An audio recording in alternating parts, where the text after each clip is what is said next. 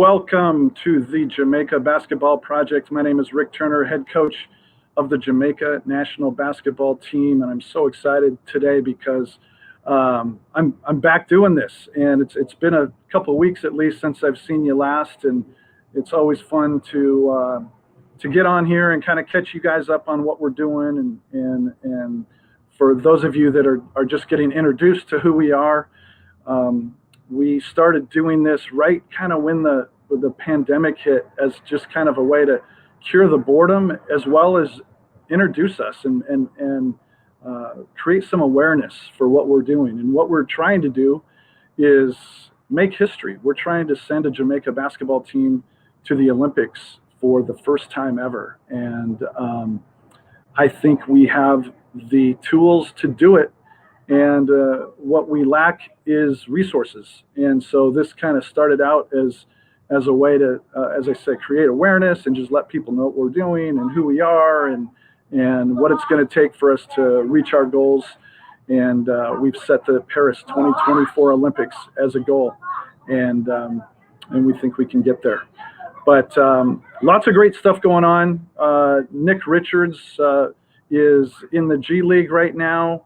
And just played today, and what he had 21 points, 9 rebounds against the Fort Wayne G League team. And Romaro Gill is playing in that Orlando bubble in the G League. And a couple days ago, he's starting for Utah, and he had 14 points and a handful of rebounds. And those of you that are following Kofi Coburn at Illinois, you know that he's up to about 17, 18, 19 double-doubles now.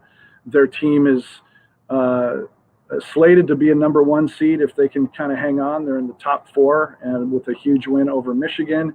And then we got guys spread all over the world playing in Europe, in Spain, in France, and in Italy and South America. So just lots of exciting things ahead for Jamaica basketball. And we kind of created this page to, like I said, to create awareness, but it's not just about Jamaica. It's not just about basketball.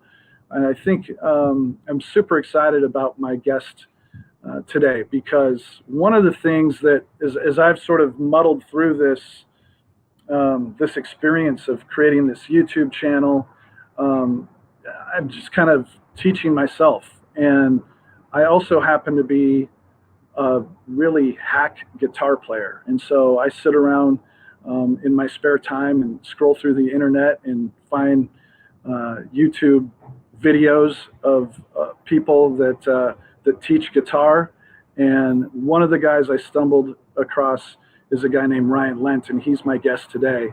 And before I bring him on, I'm just going to give you a small example of who he is and kind of what his channel is about. And some of you may be here from his channel that are already fans.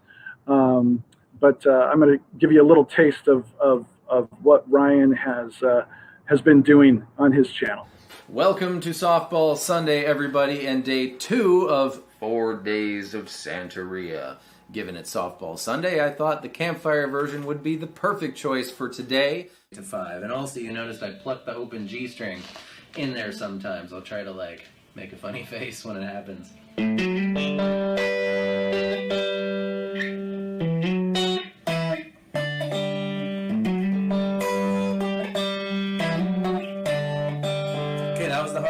Right, the E-shaped bar chord. Bar chords are where people stop playing guitar. So if you can just power through this thing, which is not a small thing, it's a big thing, but if you can power through this thing, well then gosh, you can do anything. So no matter how frustrated you get, heed those words. Here we have a little chord chart. Of note is what Neil Young does at the end of the E section. Of course, we have our E suspended 4. Regular E followed by...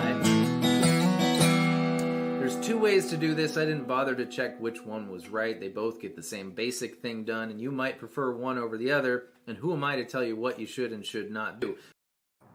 There he is. Ryan, how you doing, man? Really great. Thanks for having me, man. You got me excited with all that exciting basketball news. This is more exciting than I could even anticipate. Thank you for having me.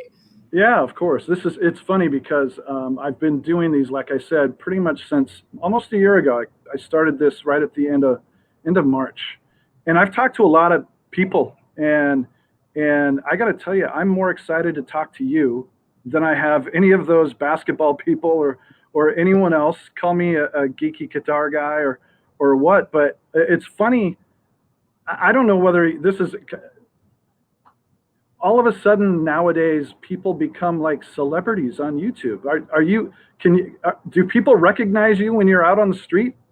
That has never happened. No, and for the record, I don't consider myself a celebrity. I also don't watch my own videos. That was funny. That montage that you put together was a very good selection. Thank you for that. Well, you know, I had about what 600 to go through in order to come up with those clips. How many have you put out? I believe we're at 1,020-ish right now. Oh, geez. Yeah, I started counting and I got up over 500 and I'd lost track and I'm like, I'm not going to start over. I'll just ask him. How did this start, man? Like, did you set out to do a YouTube channel or did it just sort of happen? Yeah, I would say closer to the it just sort of happened answer. That's the short story. The long story is, God, there's so many ways to tell this story. There's so many ways to tell this story. I'll just tell the moment I decided I was going to do it. I remember it exactly because I was at a Matt Nathanson concert, and I am a closet Matt Nathanson fan. He's my secret second favorite artist. Don't tell anybody. Yeah. And I was at I had a music school in the Bay Area, California, where I taught so many kids for so many years that I couldn't walk through town without running into 16 people I knew because I was the guitar dude for all the kids after school, and it was the best time ever. Anyways, I was at a Matt Nathanson concert many towns away in the South Bay, whereas my school was in the East Bay, and now it sounds like I'm doing Dr. Seuss poems, the East and the East and so forth. But I ran into one of my students' moms at the concert, and she said, "Ryan, why aren't you up on stage?" And I thought, yeah, why aren't I up on stage? So the very next day, and my thinking behind it was, speaking of the 1,000 videos thing, my thinking behind it was, and to bring it back to my beloved Pearl Jam, Yeah. you cannot on purpose become what Pearl Jam is. You know, Pearl Jam is so deep in the hearts of so many people, and it was a perfect storm of, you know, the time and what happened, and it was a perfect storm of many things on the spot here. That's my answer there. So you can't do that on purpose. But my thought was, what if I, through consistent effort, could I Matt Nathanson on purpose? And that's not to say anything about who feels where Matt Nathanson or whatever. I look up to him as a songwriter and a singer, and I think and an entertainer because he's a funny guy too. But the thinking was, what if I just post one video a week? Could I on purpose kind of gain an audience? Which is what I mean by on purpose Matt Nathanson. Could I gain an audience? And so it started with one video a week, and then you start to get little comments here and there and some encouragement, and that's really fun. So one video became 2 videos, and 2 videos became 3 videos, and this is we're almost 5 years in now. It'll be in June, will be my 5-year channelversary. So that's a lot of videos per year. And so that's how it happened. And so at no point did I sit down and say, I'm going to make a living on YouTube. That was never the thought. In fact, the first time I turned on the ads on the videos was February. The 2nd February, I was in business, and, you know, I probably had like 500 subscribers or something. And I thought that was a lot. That was a lot. And I earned half a cent that day. And I was so freaked out that I felt like it was wrong. I felt like it was illegal somehow. Got it. And that half a cent was my favorite half a cent I've ever earned. And man, I'll just never forget that. I have it laying around here somewhere. Well, I should start by just welcoming and saying hi to Ruthie and Kara and Anam, and or they're the same person, I guess. I'm just looking at the comments here. All Ryan fans who came to watch you today. I can't believe it's only been 5 years because of all the hairdos I've seen in just that short time. It's amazing. I'm a chameleon. No, I was surprised myself there. And now we got the beard here, so that's a new one too. But yeah. So at what point did you, so you like thought you were going to try to make a go at making money on YouTube. That was kind of the sitting down, the Matt Nathanson part of it, right? Like I'm gonna do this, and I'm gonna put something out once a week, and I'm gonna turn it into an income. I never, ever sat down and thought I'm going to turn it into an income. The only thing, because listen, when you start doing something for money, it instantly becomes less fun. Do you agree? I 100% agree. Yeah, for the very most part. So when I started, I set down two simple rules. The first rule was I'm going to do it just to do it, just for the fun of doing it. And the second one was I'm going to keep doing it for 10 years, and I'm not going to stop for 10 years. And at the end of 10 years, I will sit down and decide if this is worth continuing to do. And the reason I picked 10 years is a Tony Robbins quote, it is that a person, that people overestimate what they can accomplish in 1 year, but they underestimate what they can accomplish in 10 years. So I decided not to even think about it, just to do it. And all the things of the making money and so forth, those just kind of came along naturally. Yeah, that's funny, and that's a great quote, and it makes me think about what we've been doing, because we really have been at this about a year and a half now, and I've never, from my own career, from a basketball standpoint, I've never felt like basketball was something you tried to make money off. It just, like, if you fell into one of those very few jobs that actually pay, that's great, but especially for kids. I don't like charging kids. We've been doing the camps in Jamaica and Haiti for free. We don't charge kids to do it, because I don't think kids should pay to play basketball any more than they should pay to play guitar. So, but that's great, and it's sort of motivating when you think, yeah, if we're able to kind of stick this out for the Tony Robbins 10 years, who knows where it will be. Right, and part of that, it's really important to moderate your internal ups and downs, because if you define your happiness by, how much, if X, Y, or Z happens, you're going to have the wind sucked out of your sails. But if you say that's going to happen by accident, if I just keep doing this with the ardor with which I'm doing it, then it's more likely to happen. I think. Yeah. Well, I've talked about this on the channel before. I'm always sort of attracted to people that have great passion. And that was one of the things that always attracted me to this position in Jamaica, is because the people in the country they're passionate about everything, whether it's music or food or sports or politics or whatever it is, that, they wear it on their sleeve. And one of the things I love about your channel is your passion for music and your passion for teaching comes through so brightly. And I got to imagine that it's just something you look forward to hitting, start or on, or however you get those videos going every single time. Yeah, I love teaching. I didn't even become a guitar teacher on purpose, but it's funny how the right thing finds you, right? And I love teaching. I can't even tell you. It's what I was born to do, and I love Pearl Jam and music also, mostly Pearl Jam. And so yes, I adore every second of it. Yeah. Yes. So my I can't put a date on it. Let's just say 1992, maybe 93. I lived with 3 girls, and one of them I ended up marrying, but this is besides the point of the story. The 3 girls, they went to, and you might I think you might know this, but they went to a free concert in Seattle called Drop in the Park, and there was a band there named Pearl Jam playing, who I had never heard of. And I didn't go. I wish so much I did. Yeah. And they went to it, and they came back raving about this band, how great it was. And I had no respect for their musical tastes, so I just poo-pooed it, But I kind of liked one of the girls, and I was working for the Seattle Sonics, and I was at a game, and someone said to me, "Hey, those 2 guys over there are in that new band Pearl Jam.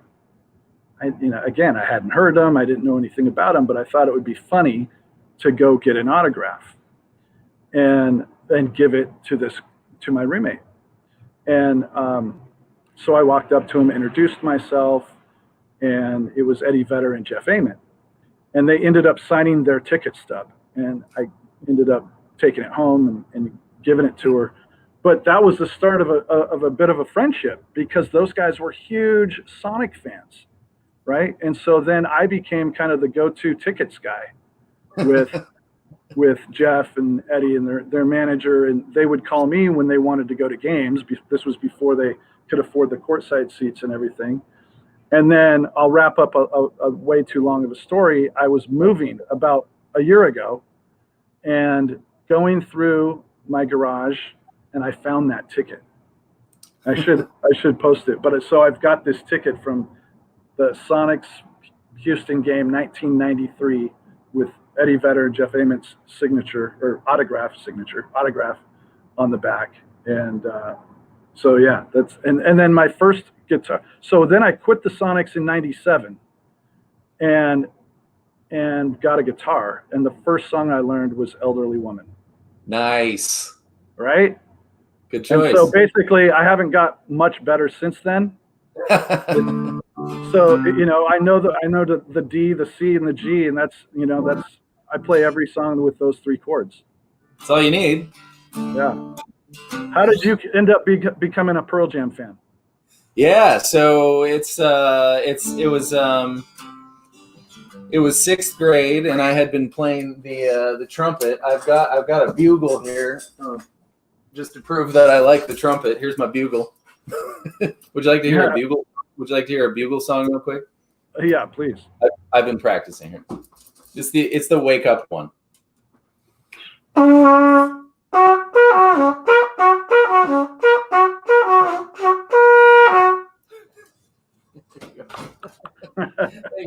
You're hired. Yeah. Oh yes. The Jamaica National Music Squad. I'm in. Can you learn the anthem? Count me in. You can only play so many notes on a bugle. That's the problem. But it doesn't have the valves. So in sixth grade, the cool kid in school. Oh, I had been playing the trumpet like a madman for a few years. It was my favorite thing. I'd never even conceived of the notion of rock and roll. This is 1994, and never heard a rock song in my life. But the cool kid in school, his name was Rob Broderick, and he's still a cool guy. He said that everyone had to buy Vitology, so I dutifully bought Vitology. It was my first rock album that I owned. I listened to classical music like nobody's B, and I put it in the stereo, and I thought, oh, this is terrible. Why would anyone listen to this? I don't want to listen to this.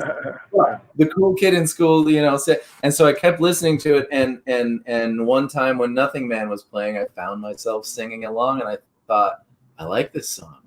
Nothing Man. I like this song. And that was the only CD I owned. So I listened to it over and over and over and over and over again.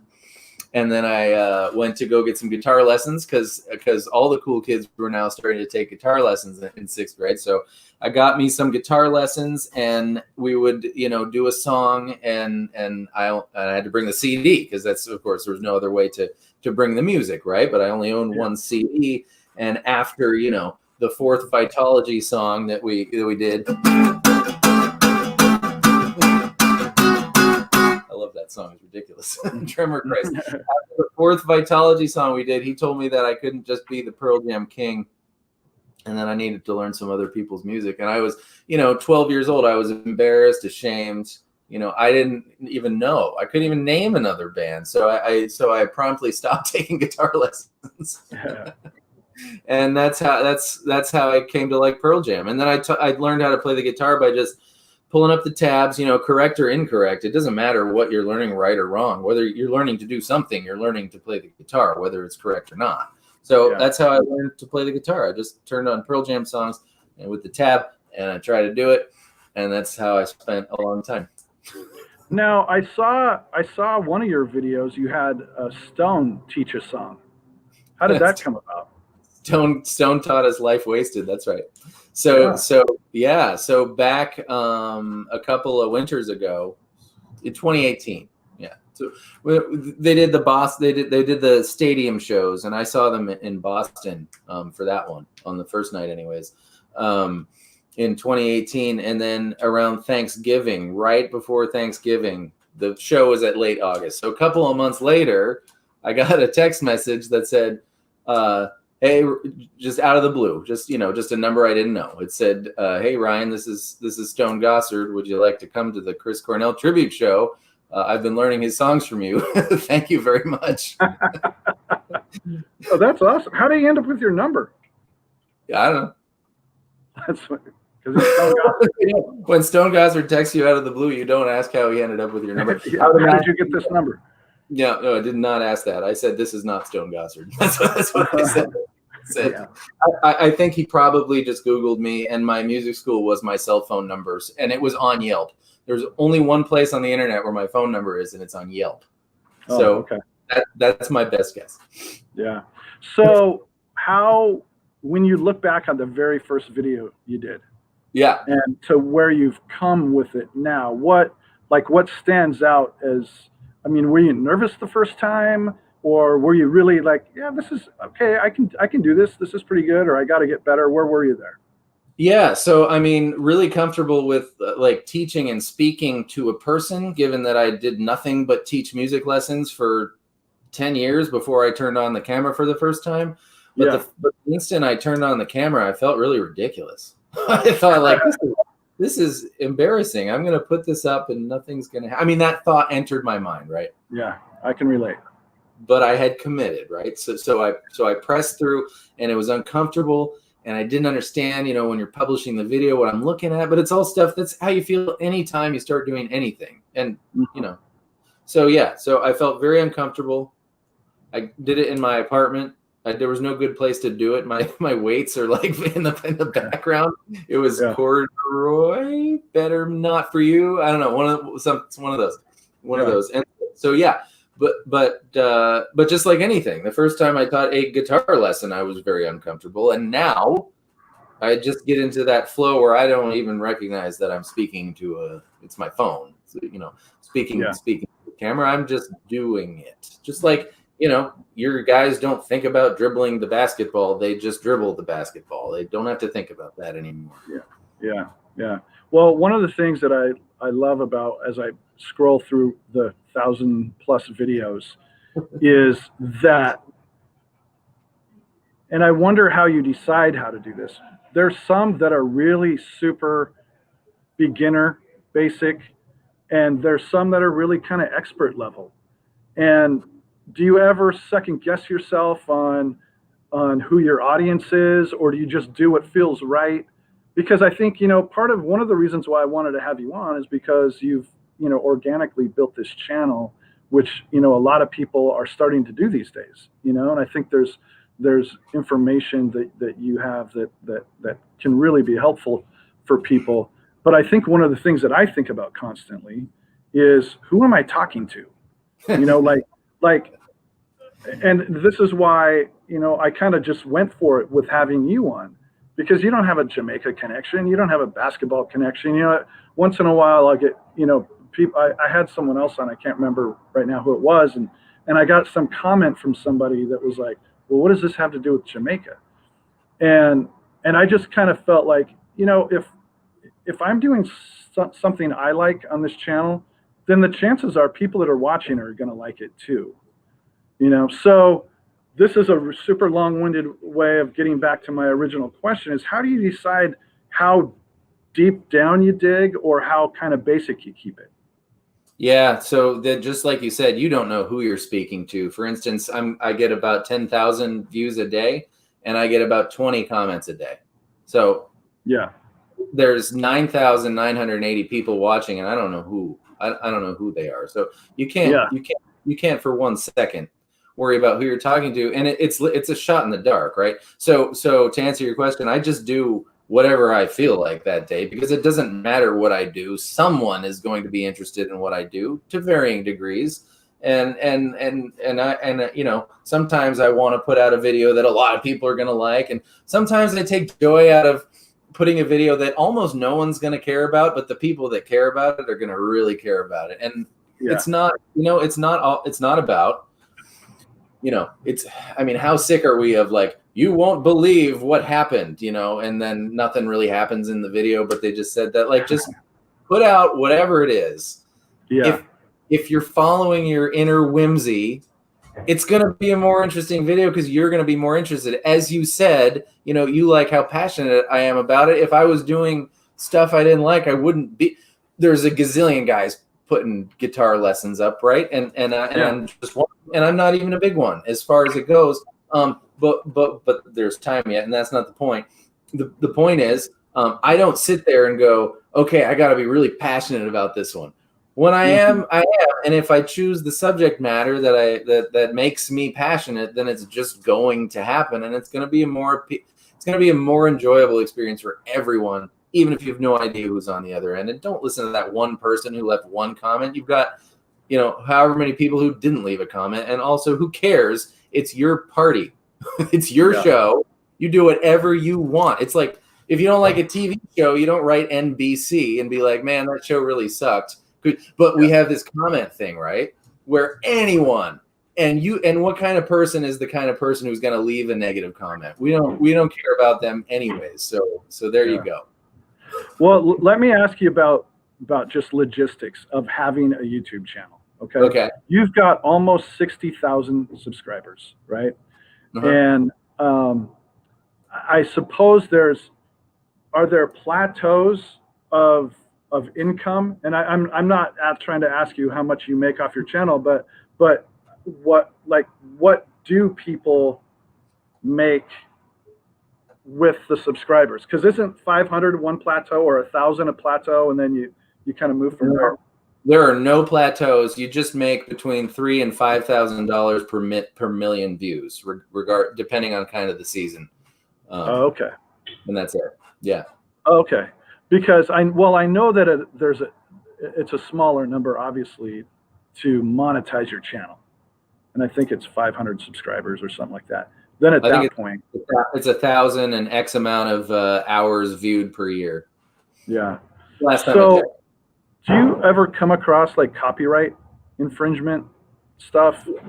Yeah, I do. But you don't get in trouble. You just have to share the revenue with the artist. Oh, okay. Yeah. How does that work? It just happens magically. They just like YouTube just does it? Yeah, YouTube just does it. Yeah. Yeah, and that's all I'll say. Yes, YouTube just, and it's fine. Yeah. Everything's okay. I think you used to get in trouble like 7 years ago or something for that kind of thing, but that's no longer the way it is, because the magic earballs of the computers recognize the song, and then they just funnel the ad revenue as it should be funneled, which you hope makes it to the artist, but it goes to the publishing company, and then God knows what happens to it. So what about people that might want to know about the technical part of it? You have a little studio set up. What kind of camera do you use? You do your set in the back. I use my iPhone 7 camera. Do you really? Oh, that's cool. This is an important piece of equipment. This is the Shure MV88. It plugs right into the phone. It's a little condenser mic, makes the sound good. Yeah. But there's other kinds but your phone mic isn't going to be as good as some external mic that's of decent quality. And then I got these lights here. They're just, I don't know, probably spent like $110. They're about this big, and there's 4, and they've got the reflector. I'm on it right now. It's not ideal position because I'm on my computer right now. So it's up there, but there's one on the ceiling pointing to the back wall. I mean, if I did that, we'd be all off. But yeah, so that's it. Stage light for $110. External microphone for $200. If you're serious, you don't need either of those things. And my phone that I already have, and that's it. Wow, that's amazing. And then how do you edit? I don't. I just press the. I'm like D, C, G, Tennessee, and that's the verse. And then I press stop, and then I press go, and then I go, and the chorus is C, and that's the chorus, and I press stop. And so it just goes together, and I don't do any editing because editing bores me to tears, and I can't stand it. I did a video. I did 2 videos where I had to edit recently. One was my 50,000 subscriber special, and we did a song. And then I taught everyone how to roast coffee beans because I love roasting coffee beans. You can buy a pound of organic fair trade coffee beans unroasted for about $5 a pound or $4.50 a pound. So I buy these great big bags, and you buy 4 pounds for, if you went to Starbucks and got, organic fair trade roasted coffee beans, you'd get 1 pound. But if you buy the green beans, you get 4 pounds, as long as you're willing to roast them yourself. And that's fun anyways, because you get to make your own coffee. So that's what we did in that one. And man, if that, 14-minute video didn't take me 5 hours to make, because editing is like, oh man, it's no good for me. And I don't need to for my thing, right? And then the last one was the day after Christmas, where it's our traditional Merry Christmas, Eve 364 times, because that's what day it is. And if editing me in different spots saying Eve 364 times didn't take also 4 hours, I'll tell you what. So I only edit twice a year. That's amazing because your videos look edited, Thank you. It's the lights. It's the lights and the sound. Lighting and sound is everything. And the transitions are just automatic in iMovie. I use iMovie. I do as little as that's the other thing. Don't get, for anyone, and and you and your project, and anyone on YouTube or anything, the things you need to do, you'll figure them out. Just start out with the first thing. And it doesn't matter if the first thing you make sucks, because no one's gonna watch it anyways, and that's a good thing, right? That's how we want it. And you'll figure out your thing and your style, and don't go on those sites that are like top 10 things you need to do to become a famous YouTuber, and then they all say the same goddamn thing, and they lead to you making this diluted thing that's the same as everyone else is doing. I only ever wanted to be my channel, me putting a camera down and as if I was sitting in the room with you, no fancy stuff, just here's what it is. Then that's it. And I've been on all those sites. How to build your subscribers, how to make a channel. I've done all of them. Yep. I don't see you as one of those guys that posts a video and then sits by the computer to see how many people have viewed it. Are you? No, I go golfing. I post the video and then I go golfing. Yeah. Which video has your highest clicks or views, or however? I think Daughter is still winning, which makes me really happy. Because Stone wrote it. And then I think Rooster is catching up real fast, which I like Rooster, but it's not Daughter. So that's all I have to say. Yeah. So tell me a little bit about your own music, because I know you have albums out and you have your own band, and tell me about that a little bit. Yeah, so Ryan Lendt and the Levers is a concept I had 10-ish years ago, when I put a lot of this work, maybe like 14 years ago. I would put a lot of work into a group with some guys, a collaborative effort, and then the band broke up, and then it was like, oh man, oh god, all that work, and now there's nothing we can do with it. And then like young people, the bands break up. What the hell? Just get just anything to break up. There's no, arguing over percentages of nothing, as my friend likes to say. But so then I decided, wait, listen, if it's me, and not to say I don't want help creatively from other people, but when I want it, I'll ask for it. And I'm the boss of the group, which which is a creative effort. Inherent in that is, listen, if I'm going to ask you to do something, I'm going to pay you for it, because then it's just really clear. The band can never break up, because the band is me and whoever I choose, and depending on the track, it's whoever from whenever in my life. And thanks to wonderful technology, I can ask my friend in LA to record. Like our latest song is my friend in New York playing drums, my friend in LA on lead guitar. The bass was recorded by my friend in San Francisco, who recorded the bass 10 years ago. I just didn't get around to putting it on the track. So it was wow. Through time and space, we put a song together. And so it's and then, man, we did a new one with my dear friend, talented violinist, written by my student, who was a particularly talented and inspired student named Carson. We just finished and I haven't released yet. So it's just a big jumble of whatever under the catch-all of Ryan Lendt and Believers. And yeah, it's just amazing. It's amazing how you can put things together now with people that are in all corners of the country. Yeah. So they lay it down and then just email you their part of it, yeah. And then you put it together. I send the just a guitar and vocal, just a scratch to be nixed and replaced later to the drummer, and then I get all the pieces together, and then I put them all together, and then I yes. So Jamie Hooper says that you make great music and to follow you on Spotify. So there you go for that. Thank you, Jamie. Jamie is one of my Jamie is my student in Virginia, and there's another technology thing I can teach. I'm in North Carolina. Oh, okay. Yeah. I can teach Jamie in Virginia just as we can speak, and you're on the west side. Yeah, and you've bounced around a little the last 5 years, haven't you? California, then you were in Pennsylvania, and now North Carolina. Am I right about that? Or that's right. I spent my whole basically adult life in California until 3 years ago. And we were trying. My partner Ruthie, who's Ruthie. Kara's a different person. They're speaking right now. They're friends. Yeah. Kara's in Canada, in fact, and we call her my channel mom because she's in charge. But and Ruthie's here in the kitchen, so there's that. Right.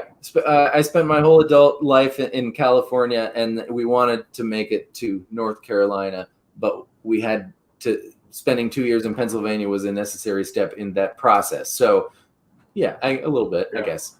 Yeah. Yeah. So here's a question for me. Do you ever play music before practice or games to pump up the team? If so, what do you play? I think that's a pretty cool question because, honestly, I haven't even got to coach this team yet. I was hired about a year and a half ago, and then the COVID thing hit. By the way, I wanted to ask you about that. So I have yet to get this team together for a practice. But it's funny because I'm in Seattle and my sister works for the Seahawks and I'm a Seahawks fan. And Pete Carroll is a guy who is from pretty much his start of coming to Seattle in 2010. He was known for cranking the music during practice. So people that would go out to practices, they had a DJ out there and the vibe was super fun and players loved it. And I was kind of always sort of into that myself, but since it had never really been done before, I never broached it. I just kind of went with what had been done in the past. But yeah, now to answer that question, absolutely, we'll have music playing before our practices. Probably not during, but before. And what that'll be, it'll probably be player's choice, and it'll probably be stuff that I haven't heard of. But it's always a good way to keep up to date with what's current. And so yeah, thanks for that question. I wanted to ask you about the COVID thing. Because you watch your videos, and maybe I'm wrong, but the ones I've seen, you would not know that we're in the middle of a pandemic from your videos. Is that a conscious choice you've made to just have the video be eternal, not dated? Yeah, that's part of it, and the other part of it is, what it's all we hear all day, every goddamn day. Part of my language, but. This is, I would imagine people are sitting down with their guitars because they can't go hang out with their friends, and they know why they can't go hang out with their friends. There is no need to tell them ever again. Thank you for noticing. That is definitely, it's the current events has no place in. That's one of the things I try to keep in mind too, is not to refer to the day or not to refer to the time of day or necessarily current events, because like you said, if this thing, you want it to last forever, at least last for the next few years, so people that are tuning into it a month from now can kind of just slide right into it. Absolutely. Yep. Yeah. Okay, so I'm going to ask you to do a Bob Marley thing here. Yeah.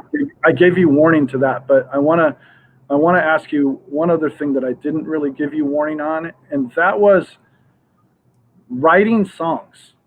Yeah. When songwriters sit down to write a song, and I'm asking this question as a crappy beginning to intermediate guitar player.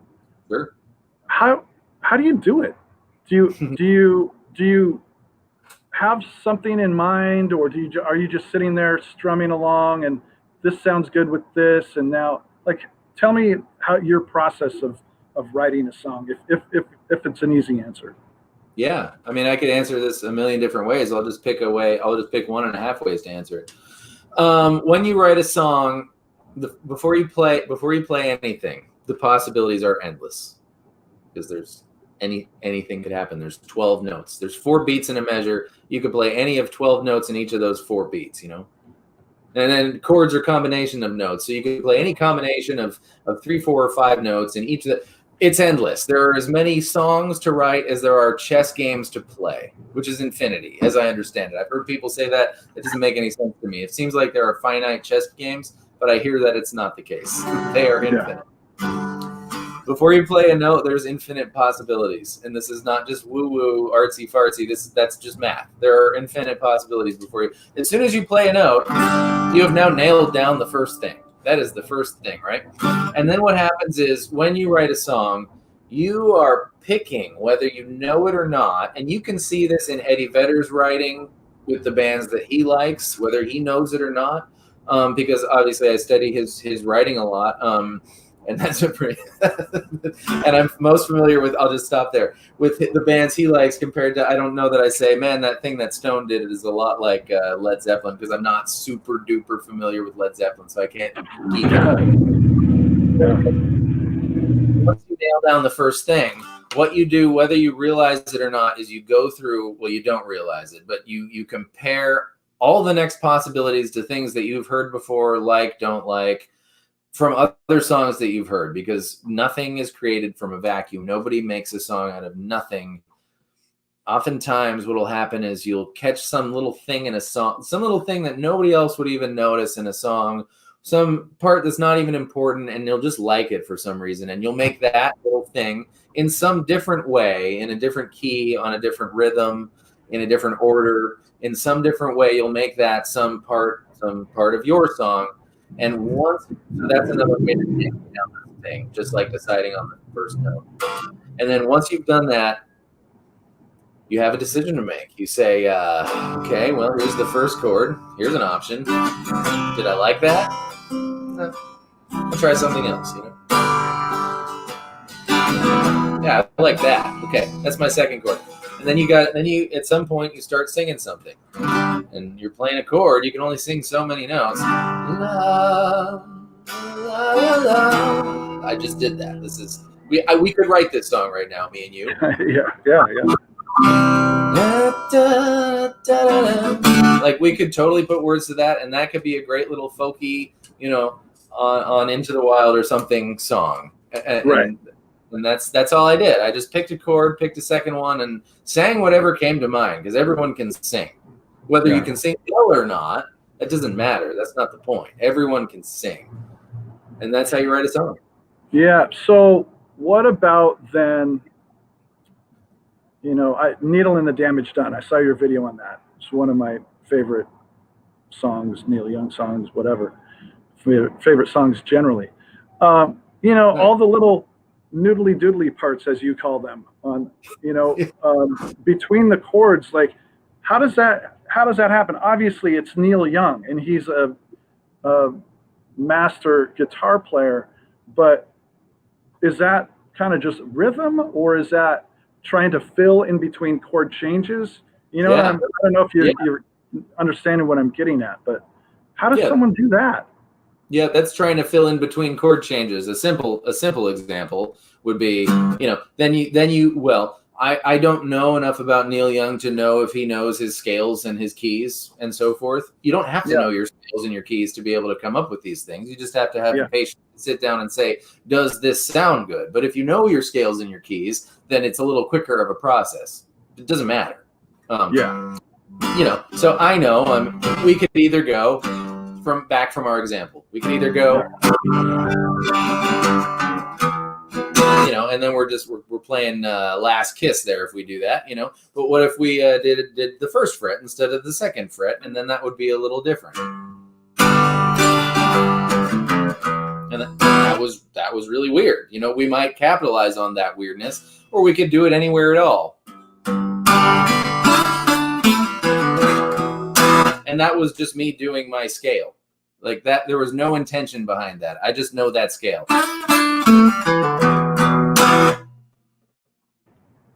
Yeah. Okay. You've got me thinking. You need to tell me how I'm not paying you for this lesson, but you need to tell me how do I, not just me, anyone, kind of get over that hump from being able to, like, I know chords, but how do I advance to be able to do that finger picking? Is it just doing scales, or do I got to learn every note on the neck? Neither of those two things. My good God, don't ever set out to memorize every note on the neck. And Jesus, don't set out to memorize your scales. I don't spend any time doing that. Learning every song you ever wanted to play. If you learn every song you ever, this is my theory on learning anything, but as applied to guitar, if you learn to play every song you ever wanted to play, you will by accident learn how to play guitar. Like, for instance, this stuff is River of Deceit, right? How does that song go?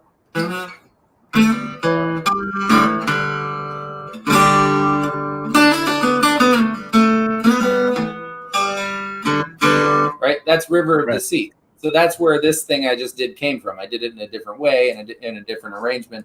But if your guitar teacher sat down and said, okay, Coach Turner, now we're going to learn the G major scale, and you have to memorize that before you learn how to noodle around, you would never do it. It's boring. Yeah.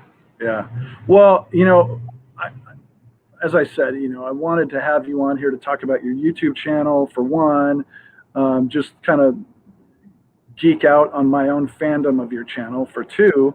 But one of the things that I really appreciate, and I think people can get something out of, is just the similarities to coaching and, teaching guitar, and I mean, they're the same. Teaching and coaching are basically the same thing, right? And what did you find to be, did it come naturally, the teaching part of it? Like, just because you relate to people and you have this good personality, or were you trying to find easy ways to make things, workable for people? How was it? Where's your teaching style come from? It comes from, I taught somewhere between 30 and 40,000 guitar lessons in the 14 years I was teaching guitar. You figure stuff out really quick. If you know what I mean? Like, what better way to learn to do something than do it 40 hours a week for 14 years? And I'm talking about 40 hours a week worth of teaching, and then the administrative parts of my music school ownership after that, after or before that. So it's the same. The answer to your question is the same as like as the jazz trumpeters who never they wouldn't take them. The guys on the street who just were literally given a trumpet and said, "Here, play this." And their job is to entertain. So they become very good at playing and entertaining very quickly because they have to. It's that they've put themselves in a situation where that's how they eat, right? I put myself in a situation where that's how I eat, and you figure out how to be good at it really, really quickly. And those things that I learned in all of those hours over all those years definitely helped me, talk to the camera, not knowing who I'm talking to. Sometimes I say it in a way that I hope I can get everyone to understand. And sometimes I say it in a way that you might have to work at it and you might not get it. But listen, if you work at playing the guitar for some time and then come back to that video, I'll bet you that you'll get it. So it's a mix of those two things. Also Ed Sheeran, putting himself he's the street performer turned stadium performer, right? Because he learned how to perform by just going out on the street and busking. It's the same. Yeah. It's the same concept, I think. And there's no shortcuts. There are right? no shortcuts. You have to put in the work, and it's the same way with athletics, basketball, with golf. You know, if you're not putting in the work, it's not happening for you. You can't wish it to happen. No, and you can't get upset when it doesn't. I shot I shot 2 weeks ago. I shot an 80. No, 4 weeks ago I shot an 80. It's a good round. This week I shot 107.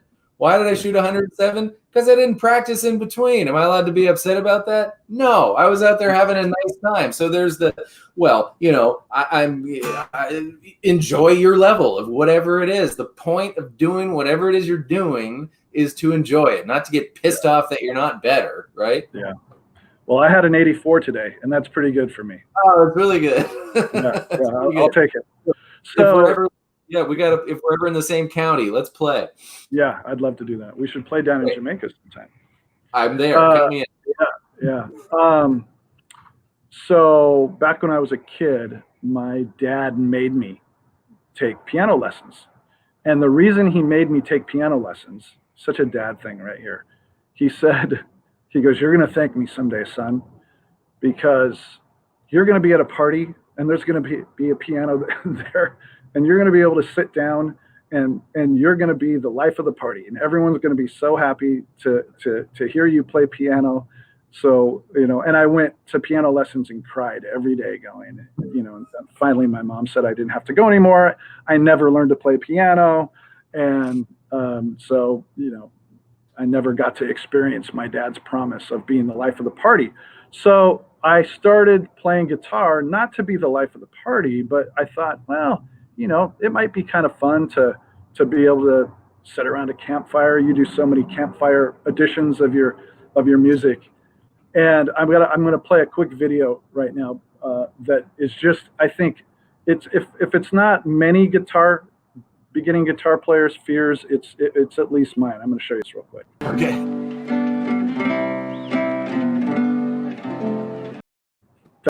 That's my fear, being that guy at the party, the irritating guy playing songs. I don't know. I can't protect you from that. I'm sorry. Okay, so Bob Marley. Yeah. Are you much of a fan, or I asked you to do this? I don't know whether you. Yeah. No, I did. I sent you the chords too. Who doesn't enjoy Bob Marley? I enjoy Bob Marley. I don't know his birthday, and I don't have the poster, but I certainly enjoy the heck out of Bob Marley. You wanted to do Three Little Birds first, right? Yeah, I saw this searching around for Bob Marley covers, right? And I saw Dave Matthews do this, which I thought was pretty cool. I think he's done it at a bunch of shows. And it's an easy go-to. Yeah. You should be able to play this. You can strum it however you want. It doesn't matter. But it's literally just A. Don't worry about a thing. To D. Every little thing is gonna be back to A. And that's it. That's that part. So 2 A's, 1 D, and an A. The trick is you have to keep track of which A you're on, so you play the right amount of A's. And as you play, you get more of a feel for the first one, the second one, D, and the last A, and then it repeats. That's the chorus, right? The refrain, the thing that it starts on and goes back to all the time. And then the other part, the verse we'll call it, is just a longer string of chords. It's A, E. I don't know well enough to sing along, so this almost sounds like nothing here. But A and D and A, slightly different order. E, D.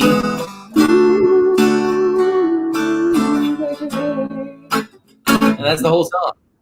Yeah, cool.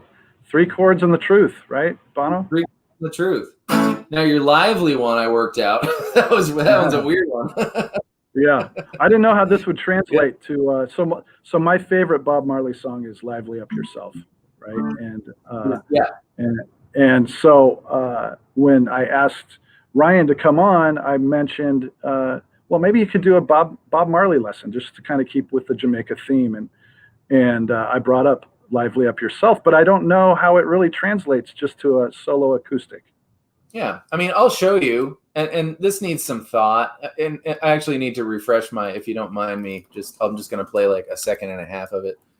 Bob Marley. Yeah. I'd never heard this one before. I can hear it now. Okay, got it. I didn't have to do it. I just had to see the picture. Weird. Okay, so there's the notes and there's the timing of it, and a concert. A concert flautist, which is a flute player. That was earlier today.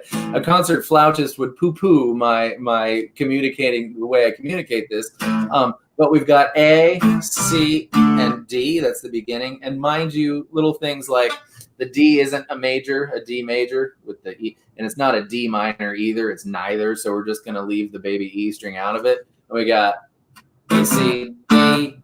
And then you count to 3. 1, 2, 3, D, F, G, and then you only count to 1 before you go back to A, C, D.